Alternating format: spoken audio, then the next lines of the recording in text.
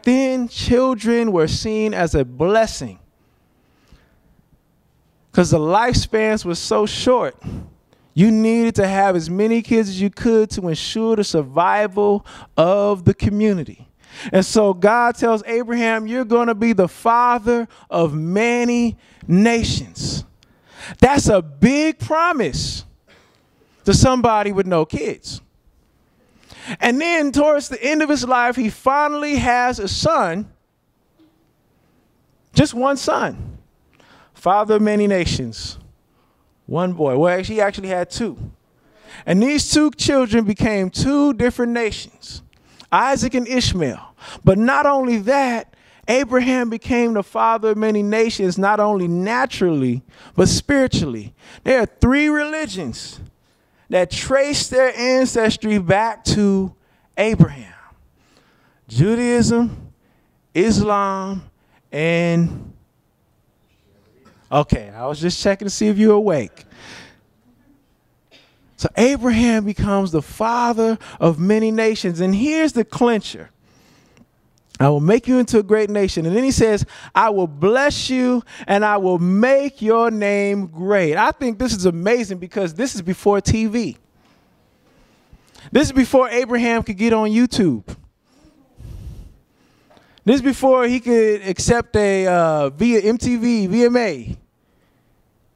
It's before live broadcasting, before Facebook. He couldn't friend as many people as he could to be famous. Some people do that. It's kind of sickening to me. He says, I'll make your name great. You will not be forgotten. And I'm preaching about him right now. So I'll make your name great.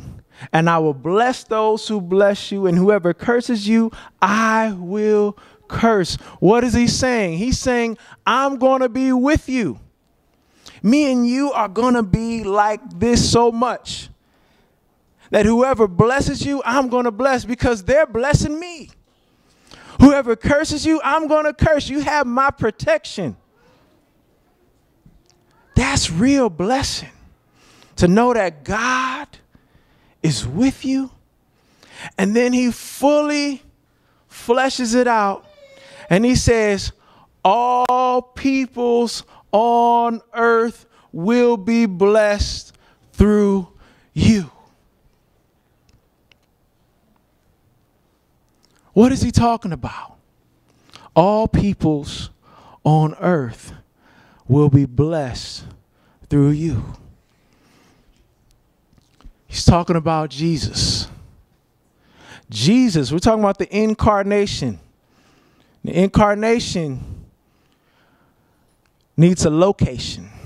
We have an address.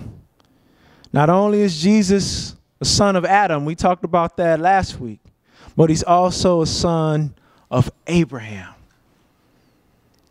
It's through Jesus that all peoples on earth are blessed. Jesus is the blessing that crosses boundaries. No matter who you are on this earth, you could be Korean, you could be Polynesian, you could be Haitian, you could be Japanese, you could be Chinese, you could be African American, you could be Native American. You can be blessed through Jesus. Amen. Come on. You can be blessed through Jesus, through faith in him. Jesus is the equal opportunity blessing. To know that God is with you. Not to be financially stable, whatever that means.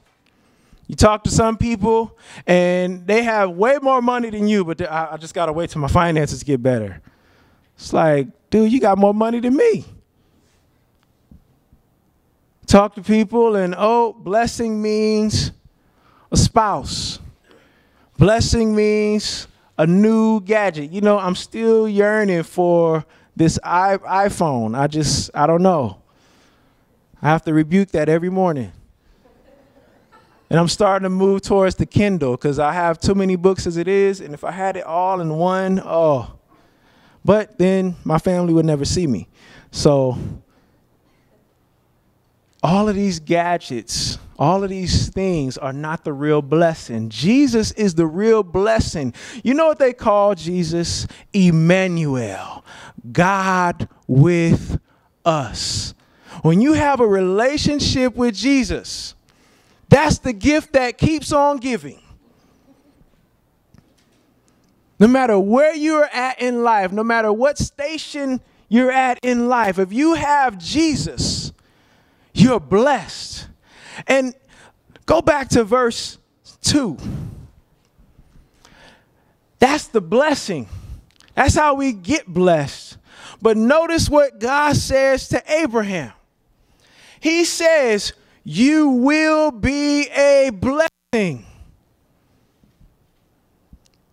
That's a divine command. Not only will I bless you, but you will be a blessing. Not only is blessing a privilege, it's also a responsibility. Remember when you first learned how to drive? Anybody ever drove like their parents' car?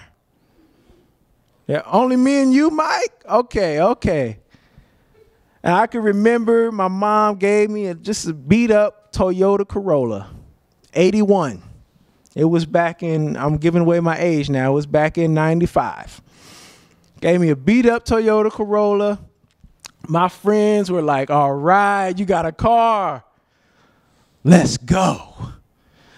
I remember driving that car all over. Yvette always wonders why I know all these places in LA, but it's because I was driving with my friends and getting lost all the time. But I drove it all over LA, and my dad kept telling me, get an oil change. Every time I came home and walked in the house, get an oil change. And I drove it. Whoa. Yes, Lord. No, I'm playing. They're fixing the roof. He kept telling me get an oil change, and I drove it from about August all the way to December. And in December, this was during the holidays too, I was driving all over town shopping. Finally, I went from Linwood all the way to West LA. I went past West LA, past downtown to like Hollywood. I went all the way back to Long Beach. This is all in one day. Dropped some people off in Long Beach, and finally it's like 12 midnight, and I finally dropped my friends off in Linwood, and it's dark, and I'm on the wrong side of town, and my car just and smoke starts coming up from the hood. And I mean, I'm in the wrong side of town, y'all. I'm in like Cholo land. I'm like, oh God, I do not want to have to push this car. And I finally just like scooted across the big boulevard, Atlantic Boulevard, to my house and made it home and realized that driving my parents' car was not only a privilege, but a responsibility.